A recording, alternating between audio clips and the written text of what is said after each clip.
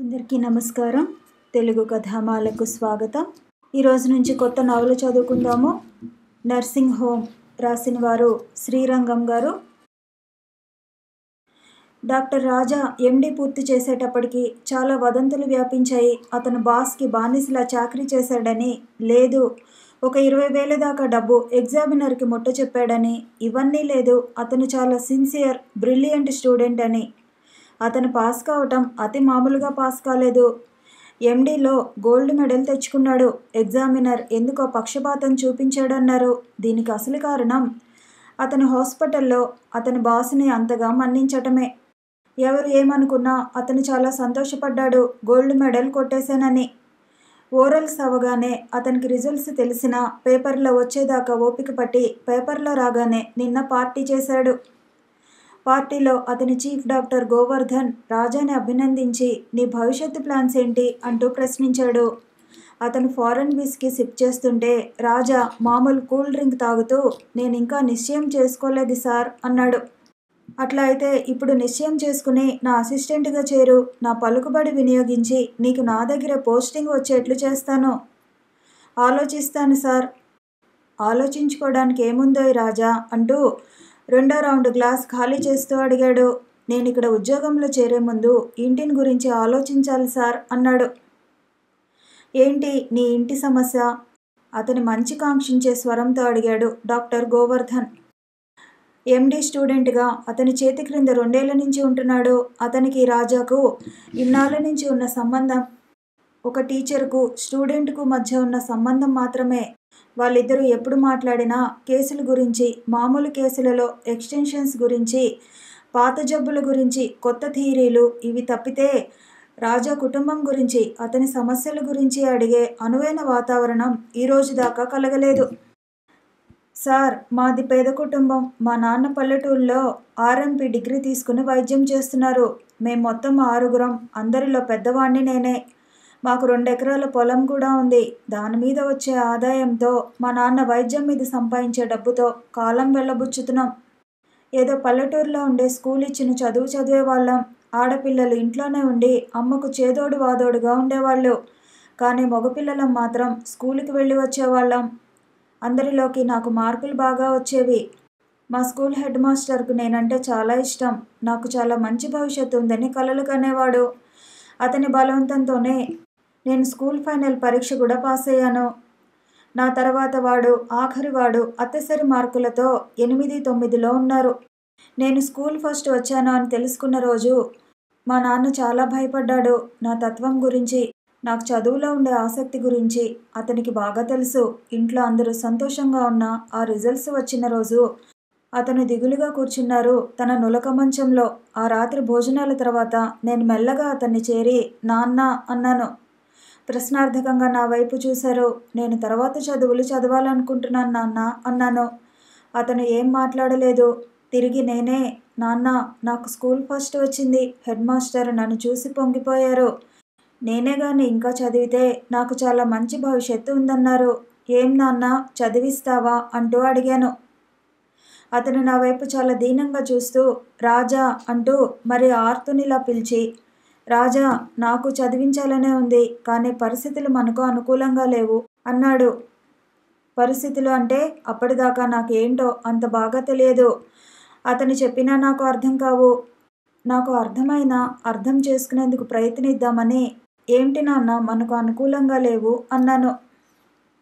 ఏంటో రాజా, మన వ్యవసాయం, ఈ వైద్యం మీద వచ్చే రాబడి మన తిండి బట్టకే సరిపోతుంది. దీనికి తోడు మనకు ఆడపిల్లలు ఉన్నారు. వాళ్లకు పెళ్లి చేయాలా? మెట్రికులేషన్ దాకా ఇక్కడే ఉందని, ఏం ఖర్చు లేదని నిన్ను చదివించాను. ఇప్పుడు నీ చదువు అయిపోయింది కాబట్టి నీకు వైద్యం నేర్పించి నీ చేత చిన్న డిస్పెన్సరీ వేరే పల్లెటూరులో పెట్టిస్తే నాకు కొద్దిగా డబ్బు ఇంటికి సర్దుబాటు అవుతుంది అన్నాడు. నా భావాల్ని బలంగా మా నాన్న వినేటట్లు ఎలా చెప్పాలో నాకు తెలియలేదు. బాధతో భారంగా వెళ్ళి పక్క మీద పడుకున్నాను. ఈరోజు నిద్ర తొందరగా వస్తే బాగుండేది అనిపించింది నాకు. 2 దాకా నిద్ర విడంగా జరిగింది. ఎలాగైతేనే గంట తర్వాత గంట విన్న నేను 2 దాటిన తర్వాత నిద్రలోకి జారుకున్నాను. మరునాడు వెలిసిపోయిన ముఖంతో దిగులుకి ప్రతీకగా హెడ్ మాస్టర్ని కలుసుకుని తండ్రికి తనకు మధ్య జరిగిన సంభాషణ చెప్పి, మీరైనా ప్రయత్నించండి అన్నాను. సరే, మీ నాన్నతో మాట్లాడతానులే, నువ్వు దిగులు పడకు అన్నాడు హెడ్ మాస్టర్ అన్నట్టుగానే అతను మా ఇంటికి వచ్చి నా ముందే మా నాన్నతో మాట్లాడాడు. ఒప్పించేందుకు చాలా ప్రయత్నించాడు. గంటన్నర మాట్లాడిన తర్వాత చివరకు తేలిందేమిటంటే, నేను నాకు కావలసిన భవిష్యత్తు పొందేందుకు అతను అన్ని విధాలా సహాయపడతాడని, కానీ తన చదువు గురించి తన తమ్ముళ్ళు స్కూల్ ఆపి వాళ్ళని పనిలో చేర్చవలసి వస్తుందని, లేకపోతే కాలేజీకి అయ్యే ఖర్చులు పట్నంలో తట్టుకోలేమని అన్నాడు తండ్రి. చదువుకోవాలనే ఉత్సాహంతో నేను ఆలోచించలేకపోయాను. సరే అని అనబోయాను. తన తండ్రే, నీవు తలూపే ముందు ఒక సంగతి ఆలోచించు. వీళ్ళ భవిష్యత్తు నీ ఒక్కడి గురించి నిలిపేస్తున్నాను. వాళ్ళందరికీ అయ్యే డబ్బు నీ ఒక్కడికే పెట్టవలసి వస్తుంది. రేపు నీవు మంచి చదువులతో పైకి వచ్చి హోదాలో ఉన్నప్పుడు నీవు వాళ్ళని ఆదుకోవడము, అవసరాలు తీర్చడము చేయవలసి వస్తుంది. అది నీకు సమ్మతమేనా అంటూ అడిగాడు. తిరిగి నేను తలూపబోయాను. బాగా ఆలోచించి చెప్పు. నీ చదువు పూర్తయి నీకు ఉద్యోగం వచ్చే సమయానికి నీకు పెళ్లి వయసు వచ్చేయొచ్చు.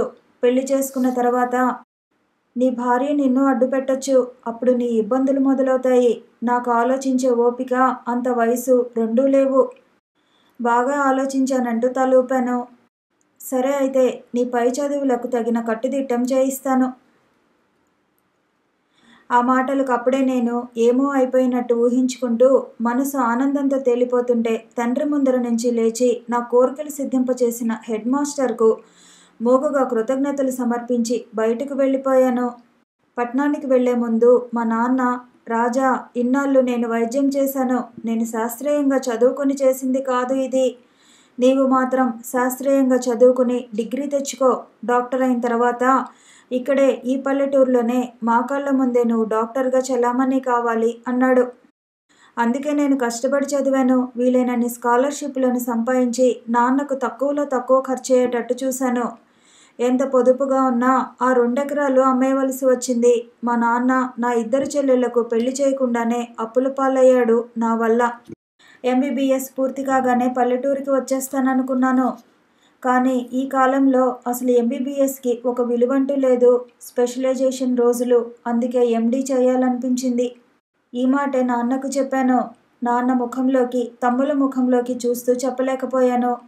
బ్రతుకు భారంతో, బాధ్యతల ఒరవడిలో బాగా చిక్కిపోయాడు. వృద్ధాప్యపు ఛాయలు నాన్న మీద కొట్టవచ్చినట్టు కనిపిస్తున్నాయి. తమ్ముళ్ళు సరి అయిన తిండి లేక పనితో శరీరాలు అరగొట్టుకుని సరిగ్గా ఎదగలేదు. వీళ్ళు ముందు ముందు పువ్వులాంటి జీవితం గడపాలంటే నేను చెప్పక తప్పదు అని ముఖంలోకి చూడలేక తల వంచుకొని చెప్పాను. నాన్న మునుపటిలాగా కాదు. ఇప్పుడు అతనిలో ఓపికతో నచ్చ చెప్పే శక్తి లేదు. ఉన్నా అది తన ఎదిగిన కొడుకు ముందు పని చేయదు అనుకున్నాడేమో. నీ ఇష్టం అన్నాడు. వచ్చేసే ముందు కండలేని అతని చేతిని నా చేతిలోకి తీసుకుంటూ, నాన్న, నన్ను క్షమించండి. తొందరలో మిమ్మల్ని సుఖపడేటట్లు చేసేందుకు ప్రయత్నిస్తాను అంటూ వచ్చేశాను. నాకు ఎండీలో ఇక్కడ సీట్ వచ్చింది. 2 ఏళ్లు కష్టపడి చదివి డిగ్రీ తెచ్చుకున్నాను అంటూ తన కథ ముగించి, ఇప్పుడు చెప్పండి సార్, నా కుటుంబ పరిస్థితుల గురించి చెప్పాను. ఇక నుంచి మా నాన్న నిర్ణయించినట్టు నాకు నడుచుకోవాలని ఉంది. అతనికి ఇన్ని రోజులు మనస్తాపం కలిగించాను. ఇక నాకు అలా చేయాలని లేదు. కొద్దిగా విషాదంగా ఉన్నా, కొద్దిగా చలించిన డాక్టర్ గోవర్ధన్ తన్ను తాను మరో పెగ్గుతో మర్చిపోతూ అదేదో అతి సామాన్యమైన విషయంలా, ఆల్ రైట్ మై బాయ్, నా ఈ ఆఫర్ ఇప్పుడు కాదు, ఎప్పుడూ ఉంటుంది. ఎప్పుడైనా ఉద్యోగం వెంటనే కావాలంటే, భవిష్యత్తు నిన్ను వెతుక్కు రావాలంటే నాకో చిన్న పోస్ట్ కార్డు రాయి. కార్డు అందిన వారంలో నీ ఉద్యోగం నీకు రెడీ అంటూ లేచాడు షేక్ హ్యాండ్ ఇస్తూ. రాజా కూడా బిల్లు చెల్లించి లేచాడు. నిన్నెక్కడ డ్రాప్ చేయమంటావు? నేను నడుచుకుంటూ వెళ్తాను. నాకు కొంచెం పనుంది అంటూ డాక్టర్ గోవర్ధన్ కారు స్టార్ట్ కాగానే మంజుల తన గదిలో ఎదురుచూస్తూ ఉంటుంది. ఇప్పటికే గంట ఆలస్యమైంది అనుకుంటూ బయలుదేరాను. రాజా తలుపు కొట్టేటప్పటికి మంజుల తలుపు తీసింది. ఆమె ముఖంలో చిరుకోపం కనబడుతోంది. డాక్టర్ గారికి ఇప్పటికా తీరిక చిక్కింది. హాయిగా సాయంత్రం సినిమాకు వెళదాం అనుకున్నాం. తర్వాత 5 స్టార్ హోటల్లో డిన్నర్ అనుకున్నాం. ఏమీ లేదు. ఆఖరికి ఆకలే దక్కింది డాక్టర్ గారు ఎండీ గోల్డ్ మెడల్ తీసుకున్న రోజు. సారీ మంజు, ఇవాళ మా బాస్ హాస్పిటల్లో పార్టీ అంటూ నన్ను విడవలేదు. అతని డ్రింక్స్ లేవకుండా తీసుకుంటూ కూర్చున్నారు. అతన్ని వదిలి వచ్చేటప్పటికి ఈ సమయమైంది. అన్నీ బయట అయిన తర్వాత ఆఖరికి నా దగ్గరికి వచ్చారన్నమాట. పోన్లేండి అంటూ కోపంతో చిరుబిరులాడుతూ మంచం మీద కూర్చుంది. ట్యూబ్లైట్ పాలరంగు లాంటి వెలుగులో ఎర్రటి మంజుల ఎర్రటి చీరతో వెలిగిపోతోంది. ఆమె ఎర్రగాజులు, ఎర్రదుద్దులు, ఎర్రబొట్టు, ఎర్ర గులాబీతో యాపిల్ పండులా ఉంది. గది తలుపు మూసి ఆమె దగ్గరకు నడుస్తూ మంజు అంటూ ఆమెను ఆలింగనం చేసుకున్నాడు. సున్నితంగా అతని చేతుల్ని తీసేస్తూ చాల్లేండి అంది కసురుకుంటున్న గొంతుకతో. మంజు, నువ్వు కోపాన్ని ముఖం మీద ప్రదర్శిస్తే నా ముఖంతో నీ ముఖాన్ని కప్పివేయవలసి వస్తుంది, జాగ్రత్త అంటూ బెదిరిస్తూ తిరిగి ఆమెను బాహువుల్లో బంధించాడు. రాజా అంటూ అతన్ని మరింత దగ్గరగా హత్తుకుపోతూ, ఇవాళ ఏంటేంటో అనుకున్నాను, కానీ ఏదీ జరగలేదు. పోనీలే, కనీసం నిన్ను పట్టుకోగలిగాను, ఆ మాత్రమే చాలు అంటూ మంచం మీద నుంచి లేస్తూ తన ముఖాన్ని దగ్గరగా జరుగుతూ, రాజా, రేపు నువ్వు ఊరికి వెళ్ళిపోతున్నావు. ఈ 2 ఏళ్ళు ఇక్కడే ఉన్నావు కాబట్టి ఎవరేమన్నా నేను పట్టించుకోలేకపోయాను. రేపు నువ్వు మీ ఊరు వెళ్ళిపోయిన తర్వాత తిరిగి నిన్ను నేను కలవగలిగేది మన వివాహంలోనే. ఆమె కళ్ళు అశ్రుపూరితాలయ్యాయి. గొంతుకు బొంగురుపోయింది. ఉద్వేగంతో కొద్దిగా పెదాలు వణుకుతున్నాయి. రాజా మంజును మరింత గట్టిగా హత్తుకుంటూ, మంజు, నువ్వు ఓపిక పట్టాలి, నమ్మకం ఉంచాలి. నా సంగతులన్నీ నీకు తెలుసు, ఏదీ దాచలేదు. నేను నమ్మకం ఉంచు అని చెప్పటం తేలికే, దాన్ని ఉంచటం చాలా కష్టమే. అయినా తప్పదు. నేను ప్రాక్టీస్ పెట్టి కొద్దిగా ఆర్థిక స్తోమత తెచ్చుకునేదాకా ఈ ఎడబాటు మనిద్దరి మధ్య ఉంటుంది. నేను నీకు తప్పకుండా ఉత్తరాలు రాస్తుంటాను. ఏంటో రాజా, నువ్వు ఎంత చెబుతున్నా నాకు భయంగానే ఉంది. అయినా నీవన్నట్టు తప్పదు ఈ ఎడబాటు, తన కంఠాన్ని స్వాధీనంలోకి తెచ్చుకుంటూ అంది. అందుకే మంజులంటే రాజాకు అంత అభిమానం. ఆమెతో ఎలాంటి విషయాన్నైనా చర్చించొచ్చు, ఒకళ్ళనొకళ్ళు అర్థం చేసుకుని చాలా సాఫీగా జీవితాన్ని గడిపేయొచ్చు అన్న నమ్మకం ఉంది అతనికి. తన బాధ్యతలకు మంజులే సరైన జీవిత భాగస్వామి అన్న నిర్ణయానికి ఏనాడో తను వచ్చేశాడు. తను ఈమెను విడిచేస్తే ఇలాంటి సంబంధం దొరకదు అన్న నమ్మకం కూడా ఉంది. 2 ఏళ్ల నుంచి తనకు పరిచయం ఉన్న ఆమె ఇంట్లో ఎన్ని గొడవలు జరిగినా వేటిని లక్ష్యం చేయకుండా తన్నే నమ్ముకుంది. ఒక్కరోజు తన్ను ఒత్తిడి చేయలేదు. తమ ఇద్దరి గురించి అందరూ అసహ్యంగా మాట్లాడుకుంటారు. వాళ్ళ ఇంట్లో సరే ఆమెను గురించి చాలా వ్యంగ్యంగా మాట్లాడుకుంటారు. అయినా వేటికి ఆమె మనస్థైర్యం చెదరలేదు. తుఫానికి నిశ్చలంగా ఉన్న కొండలా ఉంది. తమ ఇద్దరి పరిచయం చాలా సింపుల్గా జరిగింది. అది ఈ హాస్పిటల్లోనే. ఒకరోజు హాస్పిటల్కి పెన్సిలిన్ రియాక్షన్ కేసు వచ్చింది. చాలా సీరియస్ రియాక్షన్. ఒళ్ళంతా వాచిపోయి బీపీ చాలా తక్కువగా ఉంది. కేసు బ్రతుకుతుందన్న నమ్మకం లేదు. తను ఆ రోజు ఏడీఎంఓగా ఉన్నాడు. రాత్రంతా చాలా కష్టపడ్డాడు. ఆమె అదృష్టం ఉండి బాగైంది. తెల్లవారి 5ంటికి డేంజర్ దాటిందని తన గదికి వెళ్ళి పడుకున్నాడు. ప్రొద్దున లేచేటప్పటికి 10 అయింది. కాలకృత్యాలన్నీ ముగించి వార్డులోకి వచ్చాడు. తన పేషెంట్ ఉన్న స్థలంలో ట్రిమ్గా డ్రెస్ చేసుకుని హోటల్ గదిలో పడుకుంటున్నట్లున్న ఆమెను చూశాడు. అప్పుడే అనిపించింది ఆమెకు డ్రెస్సింగ్ అంటే హాబీ అని. 2 రోజుల తర్వాత డిశ్చార్జ్ అయింది. ఆ 2 రోజుల్లో పరిచయం పెరిగింది. అదే క్రమేణా ప్రేమగా రూపుదాల్చింది. మంజుల ఎంఎస్సీ చేసి స్కూలులో టీచర్గా పనిచేస్తుంది. ఆమెకు మంచి ఉద్యోగాలు వచ్చాయి. కానీ దూరంగా వచ్చిన ఉద్యోగాలకు ఆడపిల్లను ఒంటరిగా వదలటం ఇష్టం లేక స్కూల్లోనే పనిచేసేందుకు పర్మిషన్ ఇచ్చారు ఆమె తల్లిదండ్రులు. ఆమెకు చీరలంటే మహాపిచ్చి. తనకు వచ్చిన జీతంలో సగభాగం చీరలు కొనేందుకే ఖర్చు పెడుతుంది. ప్రతి కొత్త చీర కట్టుకుని తన్ను కలుసుకునేందుకు వచ్చేది. తను చెప్పాలి చీర బాగుందని, లేకపోతే ఆ రోజు తనకు అర్చన తప్పదు. కోపంతో, నీ గురించి నేను కట్టుకుంటే నువ్వు నిమ్మకు నీరెత్తినట్టు అట్లా కూర్చుంటావేంటి? ఇంత డ్రెస్సింగ్ చేసుకున్నా నీ కళ్ళకు ఆనటం లేదేంటి అంటూ తిడుతుంది. అందుకే ఆమె కనిపించగానే చాలా బాగుందే నీకు ఈ చీర అంటూ మొదలు పెడతాడు. ఆమెతో సినిమాలకు వెళ్ళాడు, గార్డెన్కి వెళ్ళాడు. గదిలో కూర్చుని కబుర్లు గంటల తరబడి చెప్పుకున్నారు. తను రేపు వెళ్ళిపోతున్నానంటే తనకు అలవాటు పడిన ఈ జీవితం ఎంతగా మిస్ అవుతాడో బాధగా ఉంది. ఆలోచిస్తున్న కొద్దీ సంతోషమైన ఈరోజు విషాదం కాసాగింది. బుజ్జగించే తనే దుఃఖపడితే మంజుల మరీ కృంగిపోతుందని మంజు అంటూ పిలిచి ఆమె ముఖాన్ని తన చేతుల్లో అందుకొని, రా అలా బయటికి వెళ్ళి ఏమైనా తిందాం అన్నాను. రాత్రి 10 గంటలకా? ఇప్పుడు ఏ దుకాణాలు ఉంటాయేంటి మనకు తిండి పెట్టేందుకు? పోనీలే అలా బయటికి వెళ్ళి వద్దాం. ఎక్కడికి వద్దు, ఇక్కడే కూర్చుందాం. నాకు ఈరోజు ఆకలిగా లేదు. నాకు ఆకలిగా ఉందే అన్నాడు రాజా. నీకు ఏ ఆకలో నాకు బాగా తెలుసు. కానీ ఆ ఆకలి పెళ్ళైన తర్వాత ఉండాల్సిన ఆకలి. అబ్బాయి గారు కాస్తంత ఆగాలి అంటూ కొంటెగా నవ్వింది.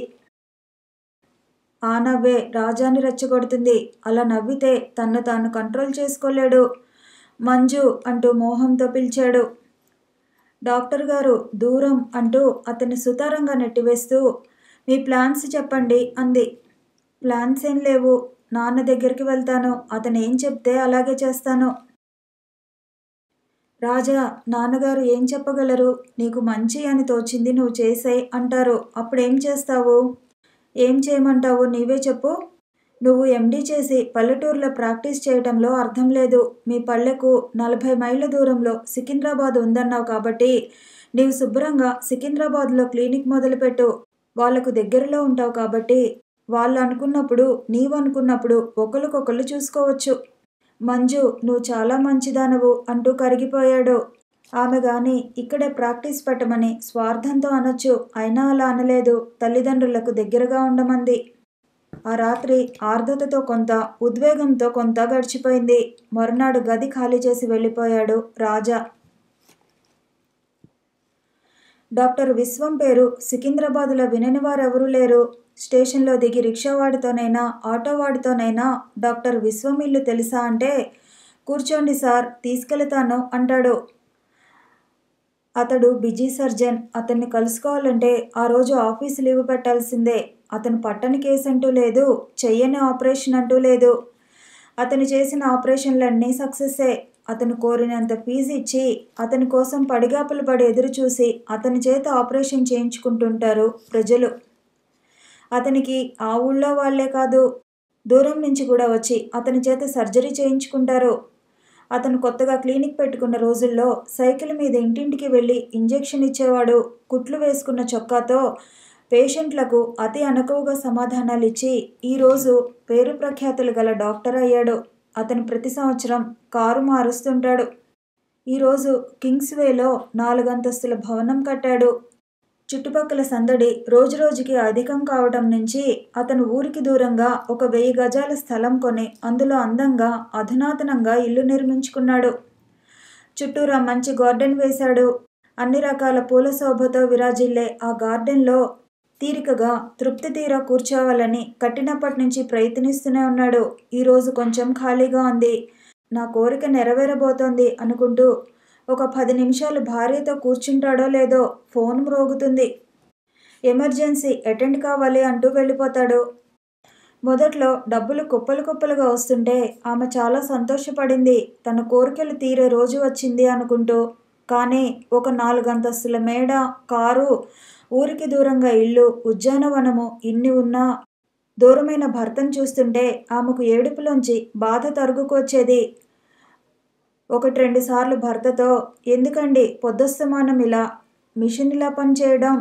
నా మాట విని టైం అంటూ పెట్టి అది దాటిన తర్వాత పేషెంట్లు వస్తే చూడకండి అనేది. శాంత, నువ్వు వేసిన టైంకే జబ్బు రావాలని ఎక్కడా లేదు. అలా సర్జన్లు టైం వేయకూడదు కూడా. శుభ్రంగా పెళ్లి భోజనం చేసి ఏ అపెండిక్సో తెచ్చుకున్న వాడితో నువ్వు నా టైంలో జబ్బు ఎందుకు తెచ్చుకోలేదు అంటూ ఎలా అడగని చెప్పు. ఏ జలుబో దగ్గో తలనొప్పో ఉన్నవాళ్లతో తర్వాత రా అంటూ పంపివేయడానికి వీలు పడుతుంది. అంతేగాని ఈ ఎమర్జెన్సీల్లో అలా కాదు అనేవాడు.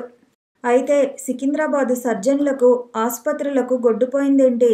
మీరింటికి వచ్చిన తర్వాత వచ్చిన కేసుల్ని వేరే ఆసుపత్రికి పొమ్మనండి. అలా పొమ్మని చెప్పలేం. ముఖ్యంగా ఈ వృత్తిలో. ఒకవేళ అన్నా వాళ్ళు పోరు. ఇతనితో వాదించి లాభం లేదని అతని ప్రాక్టీస్కు విడిచిపెట్టేసి సణుగుడు మాత్రం విడవకుండా పట్టుకుంది. డాక్టర్ విశ్వం ఆసుపత్రిలో సివిల్ సర్జన్గా పనిచేశాడు.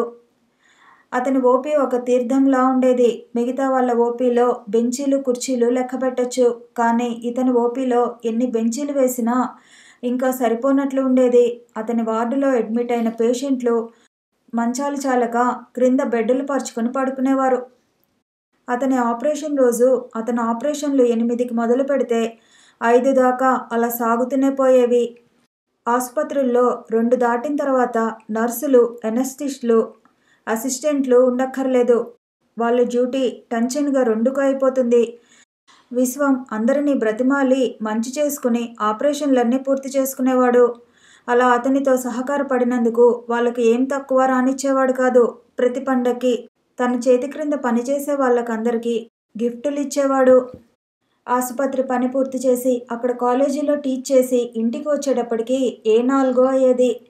భోజనం చేసి అతని క్లినిక్కు పరిగెత్తేవాడు. అక్కడ జనం డాక్టర్ ఎప్పుడు వస్తాడా అని ఎదురు చూస్తూ కూర్చునేవారు. వాళ్ళందరినీ పంపించి తన ఆపరేషన్ కేసులు ప్రైవేటుగా నర్సింగ్ హోంలో చేసి ఇంటికి వచ్చేటప్పటికి 11 దాటిపోయేది. అతని ఓపీ రోజు ఆసుపత్రి నుంచి రాత్రిళ్ళు ఎమర్జెన్సీ కాల్స్ వచ్చేవి. అవి రాని రోజు నర్సింగ్ హోం నుంచి కాల్స్.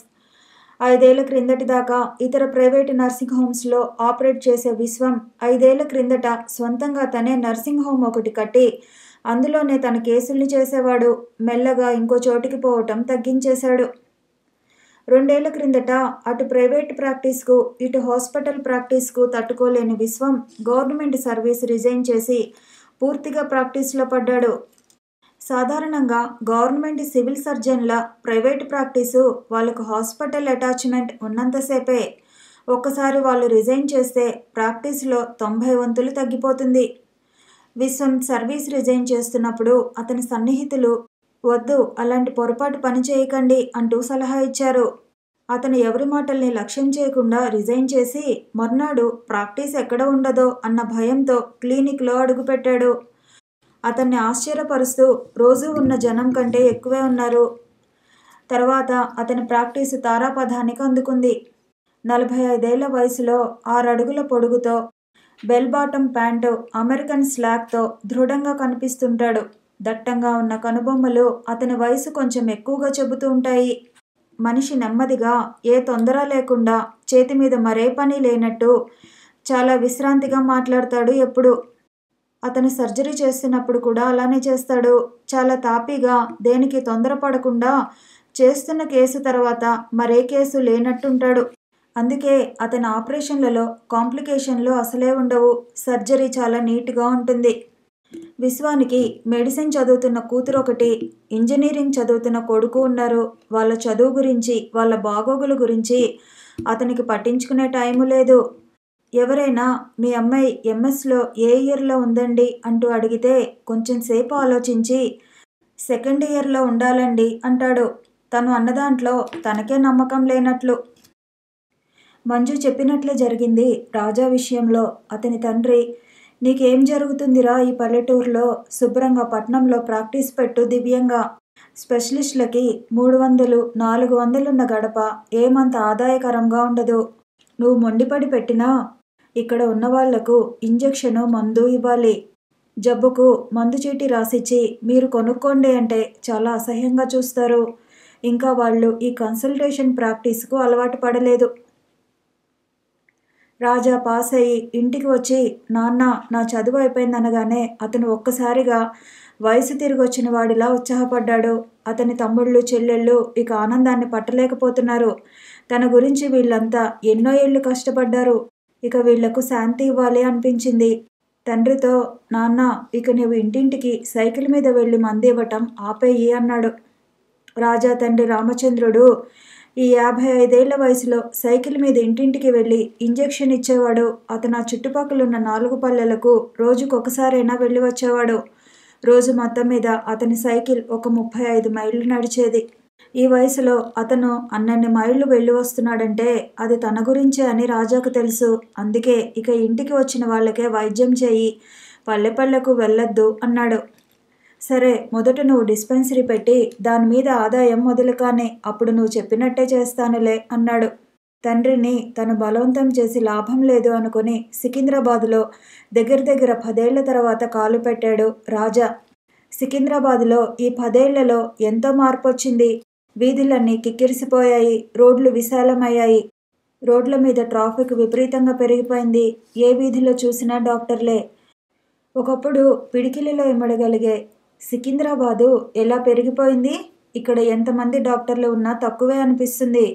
5 అంతస్తుల భవనాలు మెయిన్ రోడ్డుకి ప్రక్కనే లేస్తున్నాయి. క్రింద షాపులకు మడిగలు, పైన కుటుంబాలకు ఫ్యామిలీ పోర్షన్లు, ప్రతి 10 గజాలకు ఒక కొత్త కన్స్ట్రక్షన్.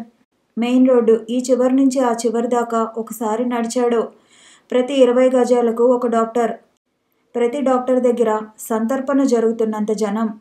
మెయిన్ రోడ్డు మధ్యలో ఒక మడిగకు "టు లెట్" అని బోర్డు.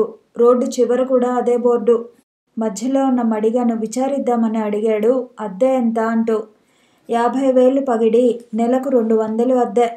50,000 అన్నాడు షాక్తో. 45,000 దాకా నేనే ఆఫర్ ఇచ్చాను, అతను 50కి దిగటం లేదు అన్నాడు ఒక ఆయన. తర్వాత రెండో మడిగ విచారించాడు. అది 35,000కు ఉంది. డిస్పెన్సరీ రోడ్డు మీద అయితే బాగుంటుందనుకున్నాడు. కానీ తను ఇన్ని వేలు ఎక్కడ ఇచ్చుకోగలడు? రోడ్డుకి ఉన్న సందుల్లో విచారించాడు. రోడ్డుకి దూరమవుతున్న కొద్దీ పగిడి తగ్గసాగింది. ఎంత దూరం వెళ్ళినా 2,000కు తక్కువ గది అంటూ లేదు. తనకు అంతంత ఇచ్చే స్తోమత లేదు. 2 నెలల అడ్వాన్సు, టేబులు, కుర్చీలు అంతా కలిపి ఒక 500 దాకా తను తట్టుకోగలడు. అంతకంటే తనకు సాధ్యం కాదు. తను స్పెషలిస్ట్ కాకపోతే పట్నానికి దూరంగా పెట్టుకునేవాడు. కానీ స్పెషలిస్ట్ ఎప్పుడు ఊరికి సెంటర్లోనే ఉండాలి. సాయంత్రం దాకా 4 కొట్లు విచారించి అసంతృప్తితో బస్సు పట్టుకుని తన పల్లెటూరు వెళ్ళిపోయాడు. తండ్రితో జరిగిందంతా చెప్పి, "నాన్న, నేను ఇక్కడే ప్రాక్టీస్ మొదలు పెడతాను" అన్నాడు. "ఇక్కడ నీకు స్థలం లేదు రాజా, నువ్వు 2 రోజులు గడువియ్యి. నేను విచారించానుగా, సికింద్రాబాదులో డాక్టర్ విశ్వం అని పెద్ద సర్జన్ ఉన్నాడు. మన కరణానికి అతనికి మంచి స్నేహం. వాళ్ళిద్దరూ చిన్నప్పుడు కలిసి చదువుకున్నారు. ఇతను ఒక మాట డాక్టర్ విశ్వంతో చెప్పి మనకు సహాయం చేయమంటే అతను తప్పకుండా చేస్తారు. స్వతహాగా విశ్వం చాలా మంచివాడని ప్రతీతి. అతను మటుకు ఏం చేయగలరు నాన్న? డబ్బు తప్పితే ఇంకేం లాభం లేదు మడిగ సంపాదించే విషయంలో మటుకు." "చూద్దాంలే" అన్నాడు తండ్రి. మర్నాడు కరణం దగ్గర నుంచి ఉత్తరం తెచ్చి కొడుకుకి ఇచ్చాడు. "నువ్వు వెళ్ళి ఈరోజే కలుసుకో" అన్నాడు తండ్రి. "అలాగే" అంటూ 10 గంటలకు భోజనం చేసి మెల్లిగా 1 గంటకు చేరుకున్నాడు విశ్వం నర్సింగ్ హోంకి. అప్పటికి జనంతో ఉంది నర్సింగ్ హోం. విశ్వం నర్సింగ్ హోంలోనే తన ఓపీ కూడా ఉంచుకున్నాడు. తను వెళ్ళగానే లోపలికి వెళ్ళి అతన్ని కలిసేద్దామనుకున్నాడు. కానీ ఇంతమంది పేషెంట్లను తోసుకుని వైద్యశాస్త్రానికి సంబంధించిన తన స్వంత పని గురించి అతన్ని కలవటం బాగుండదు, అందరినీ అయిపోని అని అనుకుని అక్కడే ఉన్న స్టూల్ మీద కూర్చున్నాడు. తన్ను చూసి అటెండర్ కుర్రాడు తన దగ్గరికి వచ్చి తనకు ఒక నెంబర్ ఇచ్చాడు. క్యూలో తనే ఆఖరు. తన నెంబరు వచ్చేటప్పటికి 3 అయింది. లోపలికి వెళ్ళి తన్ను తాను పరిచయం చేసుకుని కరణం ఉత్తరం ఇచ్చాడు. ఉత్తరాన్ని చదివి విశ్వం రాజాతో, "ఈ కాలంలో మడిగ దొరకాలంటే బోలెడంత డబ్బు పోయాలి డాక్టర్. బిగినర్స్ మీ నుంచి కాదు అంతంత డబ్బు పెట్టడం.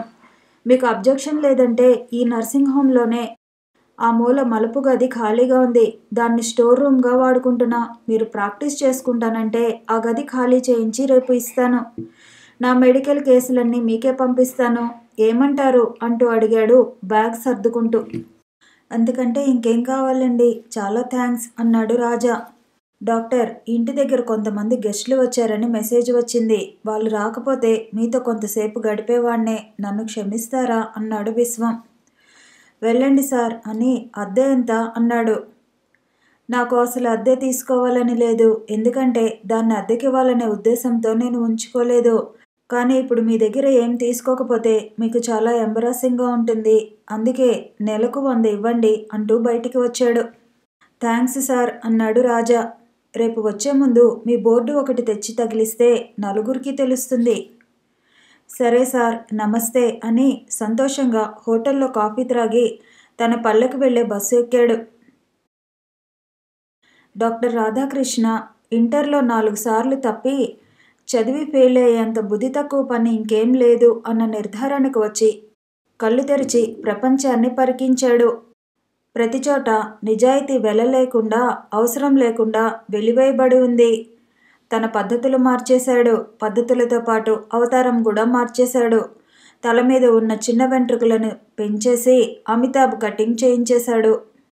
హై హీల్స్, బెల్ బాటం, చేతికి ఒక స్టీల్ కడియం. స్టూడెంట్ అంటే అనుకోకు మారు రూపం కాకుండా భయంకరంగా కనబడాలి. కనిపిస్తే ఎదుటి వాళ్లకు కంపరం ఎత్తాలి అన్నట్టు కనబడసాగాడు.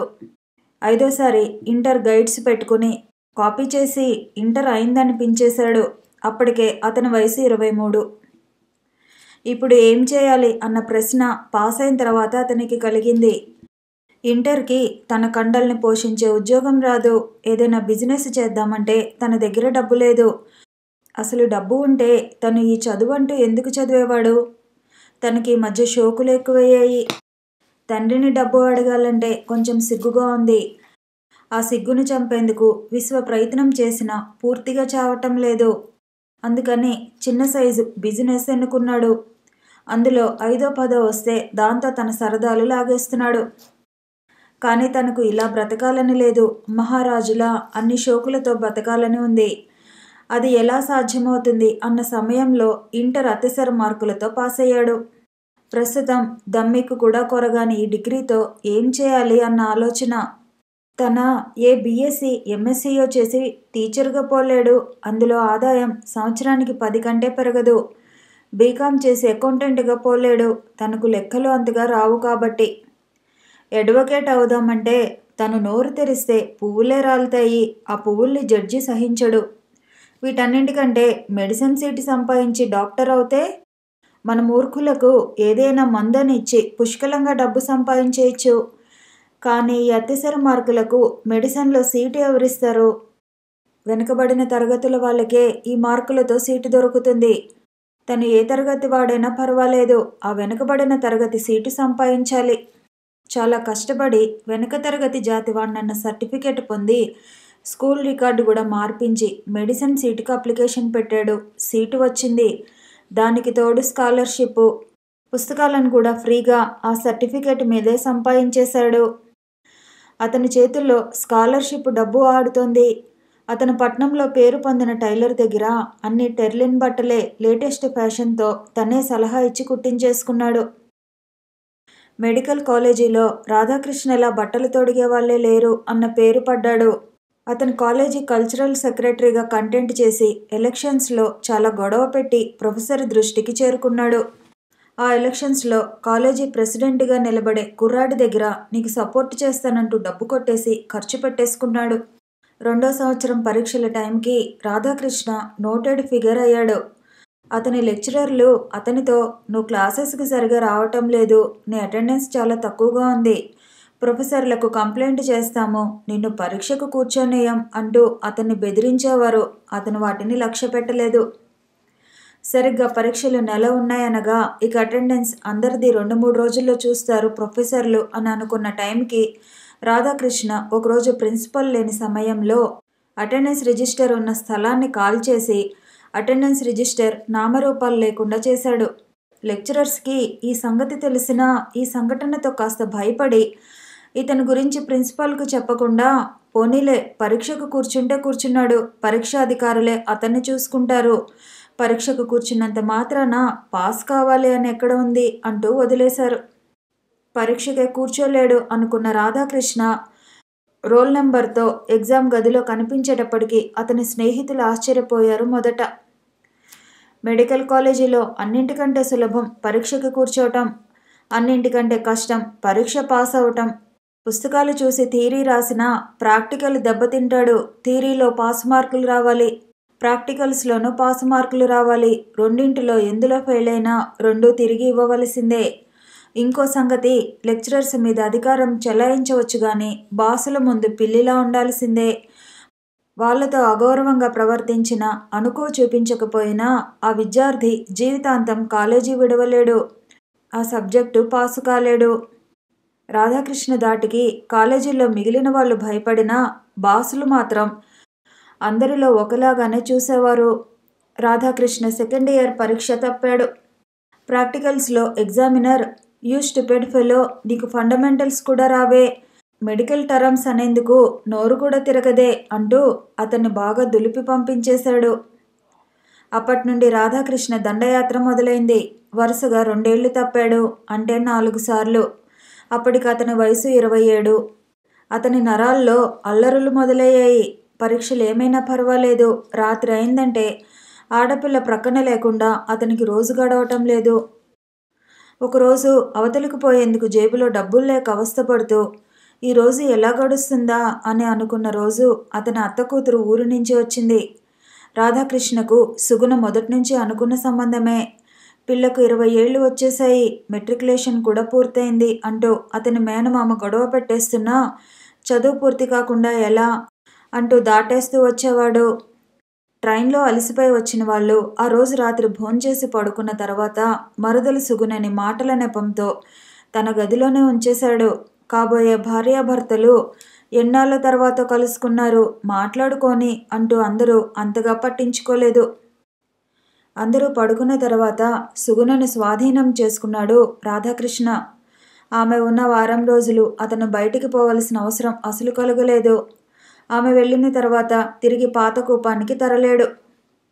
రాధాకృష్ణ తండ్రి మామూలు చిన్న క్లర్కు. అతనికి ఉద్యోగం చేయాలంటే విసుగు, తిని పడుకోవటం అంటే సంవత్సరం తరబడి చేయగలడు. కొడుకు తొందరగా డాక్టర్ అవుతాడు, తన ఉద్యోగం రిజైన్ చేసి తిని పడుకోవచ్చు అని ఊహ ఇచ్చిన ఉత్సాహంతో ఆ రోజు గురించి ఎదురు చూస్తూ ఈరోజు మేల్కొని ఉన్నాడు. కానీ రాధాకృష్ణ ప్రతి 6 నెలలకు ఫెయిల్ అవుతుంటే అతని బ్లడ్ ప్రెషర్ పెరుగుతూ వచ్చింది. కొడుకుని ఇష్టం వచ్చినట్లు తిట్టేవాడు. తండ్రిని తను దేనికి డబ్బు అడగకపోయినా 2 పూటలా ఇంత పడేసేందుకే ఇన్ని తిట్లా. తన బట్ట, స్కూల్ ఫీజులు, ఇతర ఖర్చులే గాని తన తండ్రి మీద రుద్ది ఉంటే అతను ఏం చేసేవాడో అప్పుడప్పుడు రాధాకృష్ణ ఆలోచించేవాడు. ఒక 4 నెలలకు రాధాకృష్ణ మేనమామ సుగుణను తీసుకుని రాత్రి ఇంటికి వచ్చి పెద్ద ఘర్షణ పెట్టాడు. తన కూతురికి 4వ నెల కడుపని, దానికి వెంటనే పెళ్లి చేయాలని, అందరినీ పిలిచే టైం లేదని, గుళ్ళో పెళ్లి చేసేస్తే చాలని కూర్చున్నాడు. అతన్ని నోరు తెరవకుండా చేసి సుగుణను అతనికి భారీగా చేసి మేనమామ వెళ్ళిపోయాడు. రాధాకృష్ణకు పెళ్ళైన మొన్నాటి నుంచి తండ్రి మీ ఇద్దరిని నేను మేపలేను, మీ తోవ మీరు చూసుకోవాలి అంటూ మొదలుపెట్టాడు. ఆ రోజు జీవితంలో పెద్ద తరహా సంపాదన గురించి సీరియస్గా నిర్ణయం తీసుకున్నాడు రాధాకృష్ణ. ఒక 300 ఖర్చు చేసి ఎంఆర్పి డిగ్రీ తీసుకుని తాను ఉన్న వీధిలోనే ఒక మంచి రోజు ప్రాక్టీస్ మొదలుపెట్టాడు. చిన్నప్పటి నుంచి అక్కడే పుట్టి అక్కడే పెరగడం వల్ల, ఎవరికి అతను ఫెయిల్ అయినట్టు చెప్పకపోవటం వల్ల అతను బోర్డు కట్టగానే అతను అందరూ డాక్టరే అనుకున్నారు. ఓపెనింగ్ సెరమనీ రాధాకృష్ణ పుట్టుక మునుపు మున్సిపల్ కౌన్సిలర్గా ఉండి తర్వాత కౌన్సిలర్షిప్లో గెలవలేక అప్పటి నుంచి బస్తీ పెద్దగా ఉంటున్న అతను చేశాడు. ఆ వీధిలో ఎవరు ఏం చేసినా అతను ఒక చిన్న ఉపన్యాసం ఇవ్వటం మామూలు. అతన్ని అందరూ ధర్మపిండం అంటూ పిలుస్తారు. ఆ ఎక్స్ కౌన్సిలర్ రాధాకృష్ణ తన ముందు నిక్కరు వేసుకుని తిరిగినవాడని, ఇప్పుడు డాక్టర్ అయ్యాడంటే తనకు చాలా ఆనందంగా ఉందని, తనకు ఆ కుర్రాడంటే చాలా అభిమానమని, ఆ కుర్రాడికి తనంటే గౌరవమని తను ఎప్పుడో అనుకున్నాడని, ఈ కుర్రాడు పెద్దవాడే ఈ వీధికి సేవ చేస్తాడని అంటూ లెక్చర్ ఇచ్చాడు. రాధాకృష్ణకు ఆ ఎక్స్ కౌన్సిలర్ గురించి బాగా తెలుసు. అతన్ని ఉపయోగించుకోవాల్సినంత ఉపయోగించుకోవాలని కూడా అనుకున్నాడు. ఆ ఎక్స్ కౌన్సిలర్ రోజు ప్రొద్దున్నే వీధిలో ఉన్న లైబ్రరీ ముందు కూర్చుని వచ్చి వెళ్లే వాళ్లను పలకరిస్తూ ఉండేవాడు. పలకరించి ఏంటి అలా బలహీనంగా కనిపిస్తున్నావు, ఏమైనా జబ్బు చేసిందేమిటి అనేవాడు. లేదే అని పలకరించిన వాడంటే, జబ్బు లేకుండా ఎండిపోతున్నావన్నమాట, అంటే నీకు తెలియకుండా నీలో జబ్బు పెరుగుతుంది, రా డాక్టర్ దగ్గరికి నేను తీసుకువెళ్ళి పరీక్ష చేయిస్తాను అంటూ ఎదుటివాడు ఏం లేదన్నా అతన్ని బలవంతంగా రాధాకృష్ణ దగ్గరికి తీసుకువెళ్ళి పరీక్ష చేయించేవాడు. రాధాకృష్ణ మాటలు చెప్పి మనుషుల్ని నమ్మించడంలో మహాఘనుడు. జబ్బు లేని వాడికి కూడా జబ్బు ఉన్నట్టు నమ్మించగలడు. అతను పేషెంట్లను ఏమండి అంటూ అనడు. అన్నా అనో, తమ్ముడు అనో, నాయన అనో, అక్క, చెల్లి, అమ్మ అని పిలిచి తను డాక్టర్ అయినా ఇంకా వాళ్ళవాడే అనేట్టు మాట్లాడగలడు. ఎక్స్ కౌన్సిలర్ లైబ్రరీ ముందు 1 గంట గడిపిన తర్వాత రాధాకృష్ణ డిస్పెన్సరీలోకి వచ్చి కూర్చుంటాడు. అప్పుడు డాక్టర్ పని అతనికి టీ తెప్పించి ఒక 1/2 ప్యాకెట్ సీజర్ సిగరెట్లు కొని ఇవ్వటం. అతను టీ తాగి సిగరెట్ వెలిగించి, డాక్టర్ గారు జర్దాపాన్ మర్చిపోయారే అంటాడు. ఈ 3 ఏది తక్కువైనా మొహమాటం లేకుండా అడిగేస్తాడు. పాన్ వేసుకుని మిగిలిన సిగరెట్ ప్యాకెట్ జేబులో వేసుకుని ఇంటి రోడ్డు పడతాడు. రాధాకృష్ణ ఖాళీ సమయాల్లో థియరటిక్ ఇండెక్స్లు చదివి ఏ జబ్బుకు ఏ మందు వాడాలో తెలుసుకుంటున్నాడు. ఒక 3 నెలలు ప్రాక్టీస్ చేసిన తర్వాత అతనికి అనిపించింది, ఈ ప్రాక్టీస్ చేసేందుకు అసలు ఎంబీబీఎస్ అక్కర్లేదని. ఒక నెల రోజులు ఎవరి దగ్గరైనా ట్రైనింగ్ అయితే జలుబు, దగ్గు, జ్వరాలకు మందులు ఎవరైనా వాడేయవచ్చు. ఈ ప్రాక్టీస్ చేసేందుకు గవర్నమెంట్ ఇంత హంగామా ఎందుకు చేస్తుంది? 5 ఏళ్ల కోర్సు, 10 సబ్జెక్టులు, అందులో పరీక్షలు, ఫెయిల్లు, ఇవన్నీ నాన్సెన్స్.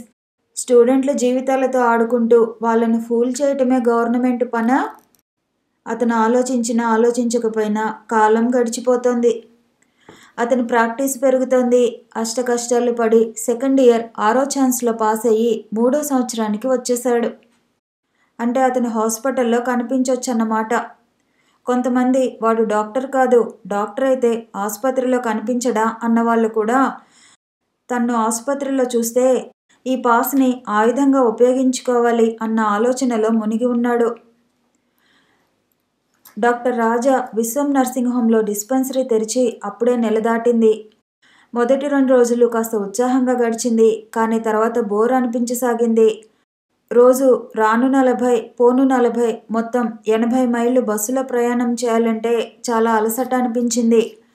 తను ఇలా రోజు వచ్చిపోయే బదులు ఇక్కడే ఒక చిన్న అద్దెల్లు తీసుకుని ఉంటే బస్సు ఛార్జీల డబ్బులు ఇంటి అద్దెకు సరిపోతుంది. కానీ ప్రయాస మటుకు తప్పుతుంది. డాక్టర్ విశ్వం తనకి రోజుకి ఓ 4-5 కేసులు పంపిస్తున్నాడు. కొత్తల్లో రోజుకి 40-50 మంచి ప్రాక్టీసే. తను వచ్చిన 3వ రోజు ఒక అతన్ని పంపించాడు. అతనికి ఏ బాధ లేదు. తను ఏం బాధండి అని ప్రశ్నిస్తే అతను నాకేం లేదండి, విశ్వం గారు మీతో చెక్ చేయించుకోమన్నారు, అందుకే వచ్చాను అన్నాడు. తను అతన్ని పరీక్షించి మీ ఆరోగ్యం బాగుందండి అన్నాడు. అతను స్టూల్ మీద నుంచి లేస్తూ మీ ఫీజు ఎంత అని అడిగాడు. ఫీజు వద్దు అందాం అనుకుని తను ఫీజు తీసుకోకపోతే విశ్వం గారు నొచ్చుకుంటారు, తను పరీక్ష చేసిన వ్యక్తికి అతని మీద గౌరవం కూడా ఉండదు అనుకుని 10 అన్నాడు. నాకు 10 ఇవ్వటం అలవాటు లేదండి, 20 ఉంచండి అంటూ 2 10లు తీసిచ్చి వెళ్ళిపోయాడు.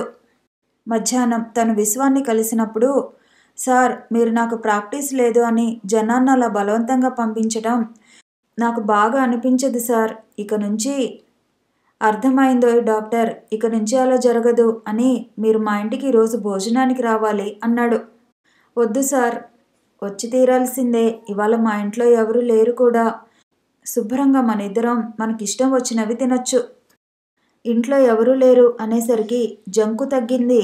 సరే సార్ అన్నాడు. పద అంటూ కారు వెనక సీట్లో కూర్చుని ఇంటికి పోనీ అన్నాడు డ్రైవర్తో రాజా ఎక్కగానే.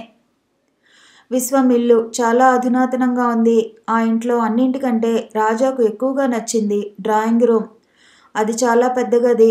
అందులో సోఫా సెట్ తప్పితే మరి ఇంకేం లేవు. రాజా సోఫాలో కూర్చున్న తర్వాత ఈ కాలంలో ఇల్లు సర్దడం గురించి భావన మారిపోయిందోయ్. ఇదివరకు అయితే ఎన్ని డెకరేటివ్ పీసులు ఉంటే ఇల్లు అంత మోడ్రన్ అనేవాళ్ళు. ఇప్పుడో ఎన్ని లేకపోతే అంత మోడ్రన్. ఈ సిద్ధాంతం మన ఇండియా దాకా ఇంకా రాలేదు. ఇది వచ్చేటప్పటికి ఇంకో 10 సంవత్సరాలు పడుతుంది అని తన డ్రాయింగ్ రూమ్ను చూపిస్తూ చూడు, ఇది ఇంత పెద్ద హాలా, ఒక్క ఫోటో అయినా గోడకు ఉందా, గోడలన్నీ శుభ్రంగా ఏమీ లేకుండా ఉండటంలో ఒక హుందాతనం రాలేదు ఈ గదికి అని. రాజా నీకు ఏ ఏ వంటకాలు ఇష్టం అన్నాడు. ఏదైనా సరే సార్ అన్నాడు రాజా. అలా మొహమాటి పడుకోయి, నీకేం కావాలో చెప్పు అని. పోన్లే, నీ బదులు నేనే ఆర్డర్ చేస్తాను. గోంగూర పచ్చడి, ముద్ద వంకాయ మెంతికూర, సాంబారు, దోసకాయ పప్పు అని. నువ్వు ఈ మ్యాగజైన్స్ తిరిగేస్తుండు, నేను ఒక అరగంటలో వంట వండేసి వస్తా అంటూ బూటు విప్పుకున్నాడు. సార్ మీరా, మీ వంటవాడు? వాడు ఫ్యామిలీతో వెళ్ళాడోయ్. నేను ఒక్కడే ఉన్నప్పుడు నాకు వంటవాడు అవసరం అసలు కలగనే కలగదు. ఈ టైంలో వంట ఎందుకు సార్, నాకు ఆకలి లేదు, మీకేమైనా కావాలంటే అలా హోటల్కి వెళ్ళి వాళ్ళు రుచిగా ఎలా తయారు చేయగలరు అని లోపలికి పోబోయాడు. నేను కూడా వస్తాను సార్ మీకు సహాయం చేయడానికి. ఈ చిన్న వంటకు 2 ఎందుకు, అతను రాజా పిలుస్తున్న లక్ష్య పెట్టకుండా వెళ్ళిపోయాడు. ఇంట్లో 2 నౌకర్లు తప్ప ఇల్లంతా ఖాళీగా ఉంది. 10 నిమిషాల తర్వాత వంటింట్లోంచి ఘుమఘుమలాడుతూ సాంబార్ వాసన వచ్చింది. రాజా నోటిలో నీరు వచ్చింది. అతనికి అప్పుడే వెళ్ళి తినాలని అనిపించింది. డాక్టర్ విశ్వం వంటింట్లోంచి వాసన వచ్చేంత ఘుమఘుమలాడిస్తూ వంట చేయగలడా? అతనికి ఇంత గొప్పగా వంట ఎలా అబ్బిందో? ఆలోచనలో ఉండగానే రాజాగారు అంటూ పిలుపు వచ్చింది. తను లోపలికి వెళ్ళాడు. పెద్ద డైనింగ్ టేబుల్ మధ్య మూతపెట్టిన కట్లరీలో వంటకాలు. రండి అంటూ కుర్చీ జరిపాడు విశ్వం. రాజా వచ్చి కూర్చున్నాడు. విశ్వం ప్లేటు అందించాడు. రాజా ప్లేట్లో పులుసు, కూర, పచ్చడి, అన్నం వడ్డించుకున్నాడు. విశ్వం చిన్న ప్లేటు తీసుకుని కొద్దిగా అన్నం పెట్టుకుని రాజాను చూస్తూ, డాక్టర్ గారు కానియండి అన్నాడు. మీరో అన్నాడు. మొదట మీరు రుచి చూసి చెప్పండి అన్నాడు. రాజా ఒక ముద్ద నోట్లో పెట్టుకుని, అమోఘం సార్, గోంగూర పచ్చడి. మరి మెంతి వంకాయ కూరో?